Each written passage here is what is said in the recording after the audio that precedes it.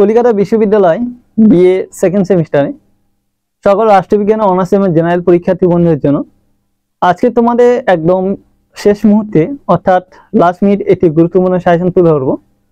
তাই ভিডিওটা তোমরা একটু মনোযোগ সহকারে দেখে নাও, বুঝে নাও, তাহলে তোমরা কিন্তু বিশেষভাবে উপকৃত হবে। পূর্বে তোমাদের প্রসঙ্গত বলি, পূর্বে তোমাদেরকে আমি একটি লিখিত তোমাদের সাজেশন খুব গুরুত্বপূর্ণ দিয়ে দিয়েছিলাম। যারা দেখোনি তাদেরকে বলবো তোমরা এই ভিডিওর ডেসক্রিপশন বক্সের দিকে খেয়াল করে নেবে, লিঙ্কটা পেয়ে যাবে। আজকে মূলত আমি তোমাদেরকে মুখে বলে দেবো, তোমাদের শুনে কোনগুলো গুরুত্বপূর্ণ বলছি একটু খেয়াল করে নিতে হবে বা নোট ডাউন করে নিতে হবে। যারা শুনে লিখতে পারবে না তাদের জন্যই বলছি, এই ভিডিওর ডেসক্রিপশন বক্সের মধ্যে কিন্তু লিখিত সাজেশনের ভিডিওটি লিঙ্ক দেওয়া থাকবে, তোমরা একটু ওখান থেকে দেখে নিও। তো চলো আমরা দেখে নিই। আর চ্যানেল নতুন হয়ে থাকলে চ্যানেলের সঙ্গে যুক্ত থেকো, সাবস্ক্রাইব করে নিও।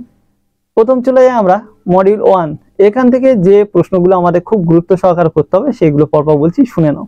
শিওর কিন্তু প্রশ্নগুলো কিন্তু পাবে তোমরা, তাই যেগুলো কথাগুলো বলছি গুরুত্ব সহকারে কিন্তু শুনে নেবে। একের দাগে ভারতীয় সংবিধান প্রস্তাবনা গুরুত্ব আলোচনা করো বা প্রকৃতি আলোচনা করো। মোস্ট গুরুত্বপূর্ণ প্রশ্ন, খুব ভালো করে তোমাদেরকে তৈরি করতে হবে। তারপরে প্রশ্ন, ভারতের কেন্দ্র ও রাজ্যের মধ্যে সম্পর্ক লেখো। এই প্রশ্নটি খুব ভালো করে তৈরি করবে, এটাও তোমাদের মোস্ট গুরুত্বপূর্ণ প্রশ্ন। তারপরে প্রশ্ন, ভারতের রাষ্ট্রপতি ক্ষমতা ও কার্যাবলী আলোচনা করো। খুব খুব গুরুত্বপূর্ণ প্রশ্ন, ভালো করে তৈরি করবে। ভারতের প্রধানমন্ত্রী ক্ষমতা ও কার্যাবলী আলোচনা করো, এটাও সেম খুব গুরুত্বপূর্ণ প্রশ্ন, সবাই ভালো করে তৈরি করবে। ভারতীয় যুক্তরাষ্ট্রে প্রকৃতি আলোচনা করো। ভারতীয় যুক্তরাষ্ট্রে প্রকৃতি আলোচনা করো, এটা তারপরে খুব গুরুত্বপূর্ণ প্রশ্ন, খুব ভালো করে তৈরি করবে। এবং রাষ্ট্র পরিচালনায় নির্দেশমূলক নীতি গুরুত্ব লেখো। তারপরে এই প্রশ্নটি করবে, এটা হচ্ছে গুরুত্বপূর্ণ প্রশ্ন, ভালো করে দেখবে। তো এই যে কটি প্রশ্ন বললাম, এগুলো মডিউল 1 থেকে ফার্স্ট চয়েসের প্রশ্ন, মানে অত্যন্ত গুরুত্বপূর্ণ এই প্রশ্নগুলো। এইগুলো করা হয়ে গেলে সেকেন্ড চয়েসের আমি কিছু প্রশ্ন বলছি, মোটামুটি ভাবে দেখে দেব।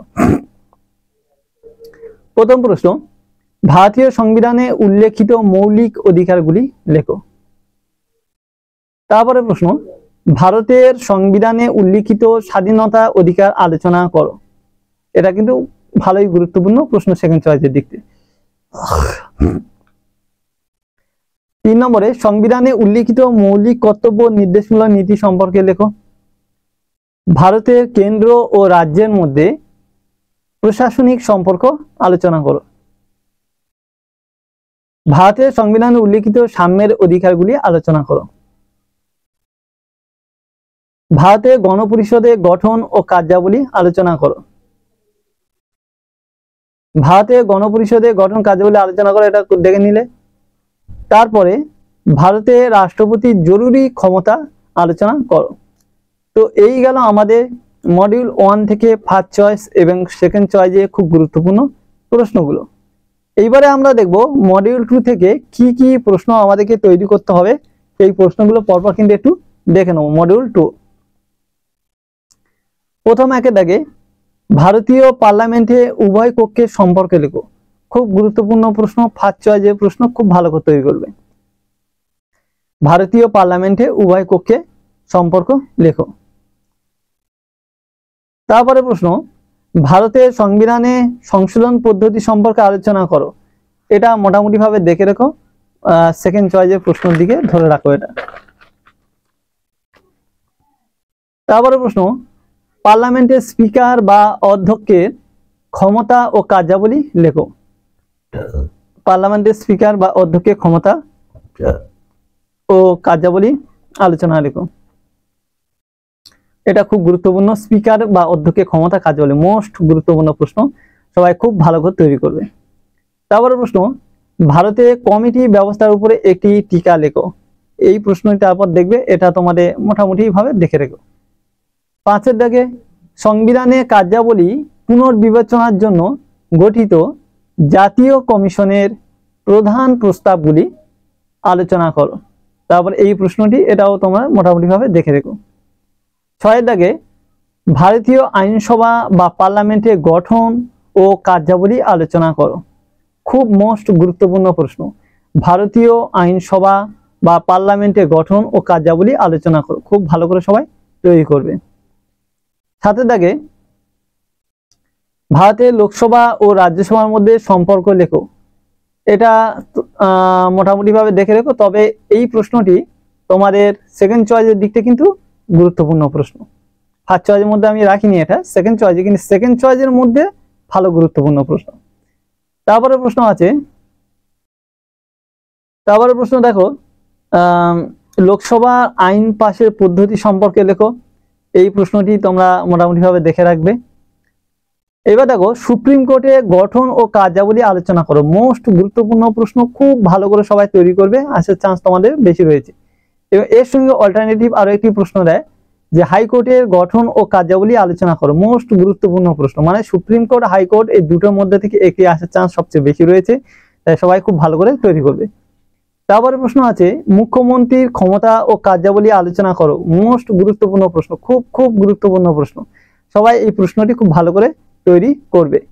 এবার লাস্ট প্রশ্ন, রাজ্যপালের ক্ষমতা ও কার্যাবলী আলোচনা করো। তো এই হচ্ছে তোমাদের সেকেন্ড মডিউল 2 থেকে তোমাদের মোট প্রশ্ন, যেগুলো ফার্স্ট চয়েস বললাম সেগুলো খুব গুরুত্বপূর্ণভাবে দেখবে, তৈরি করবে, ওইগুলো থেকে পাবে। আর সেকেন্ড চয়েস যেগুলো বললাম, এগুলো যারা বেশি জ্ঞান মানে পড়ে বুঝতে চাও, জ্ঞান অর্জন করতে চাও, তারা অবশ্যই করে দেখে রাখবে। এবার 5 নম্বরে কিছু গুরুত্বপূর্ণ প্রশ্ন বলছি, এইগুলো তোমরা একটু ভালো করে তৈরি করে নেবে। নির্দেশমূলক নীতির তাৎপর্য লেখো। সাংবিধানিক প্রতিবিধানের অধিকারগুলি আলোচনা করো। ভারতের সংবিধানে উল্লিখিত ধর্মীয় স্বাধীনতা অধিকারটি আলোচনা করো। নাগরিকতা অর্জনের পদ্ধতি সম্পর্কে আলোচনা করো। তারপরে আছে ভারতের নাগরিকদের মৌলিক কর্তব্যগুলি সম্পর্কে লেখো।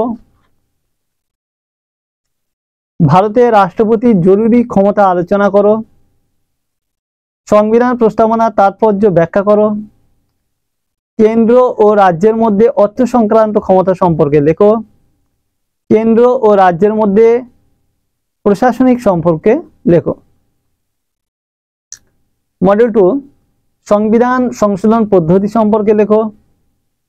রাজ্যপালের স্বেচ্ছাধীন ক্ষমতা আলোচনা করো। হাইকোর্টের কার্যাবলী সম্পর্কে লেখো। লোকসভা স্পিকারের ভূমিকা লেখো। সংসদীয় পদ্ধতি সম্পর্কে আলোচনা করো। বিচার বিভাগীয় সক্রিয়তা কাকে বলে, আর কমিটি ব্যবস্থা আলোচনা করো। এই হচ্ছে তোমাদের টোটাল প্রশ্ন, অর্থাৎ মডিউল 1 আর মডিউল 2 মিলিয়ে এইগুলো 5 নম্বরের প্রশ্নগুলো দেওয়া হলো। এই প্রশ্নগুলোই তোমরা ভালো করে তৈরি করো। এই প্রশ্নগুলো যদি তোমরা ভালো করে যথারীতি মতো তৈরি করতে পারো, এখান থেকে কিন্তু সমস্ত প্রশ্ন কমন পেয়ে যাবে।